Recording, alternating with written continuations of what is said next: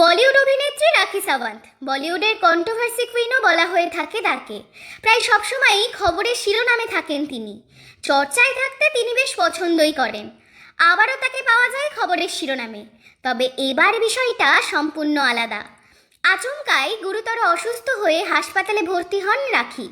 কিছুদিন আগে হৃৎপিণ্ডের সমস্যা নিয়ে হাসপাতালে ভর্তি হয়েছিলেন তিনি।